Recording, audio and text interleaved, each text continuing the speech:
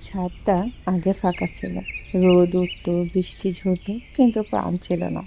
হঠাৎ পরশু ভাবলাম, কেন না কিছু সবুজ যোগ করি ছাদে। বেলি ফুলের চারা লাগলাম। সকাল বিকেল এখন ছাদে গেলে ঘ্রাণে মন ভরে যায়। ছোট্ট ছোট্ট সাদা ফুল, অথচ কত শান্তি এনে দেয় বলুন তো। যেন ব্যস্ত জীবনের মাঝে এক ফোঁটা প্রশান্তি। করমচা গাছটাও লাগিয়েছি, ছোটবেলার টক মিষ্টি স্মৃতির মতো।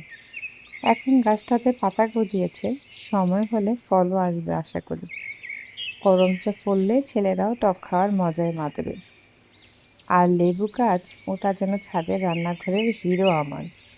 পাতার ঘ্রাণেই তাজা একটা অনুভূতি।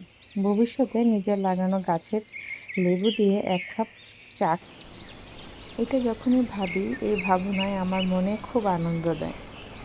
ছাদে গাছ লাগানোর পরে বুঝেছি, গাছ শুধু শোভা বাড়ায় না, শোভা দেয়ও না, মনকে বেশি ভালো রাখে। প্রকৃতির সাথে একটা অন্যরকম সম্পর্ক তৈরি হয়। আজ সকালবেলার রোদে যখন গাছগুলোর দিকে তাকাই, তখন মনে হয় জীবনটা একটু ধীরে চললেও কোনো ক্ষতি নেই, যদি সবুজ পাশে থাকে। তোমরা সবাই ভালো থেকো, আর আমার জন্য অনেক অনেক দোয়া করো। আসসালামু আলাইকুম।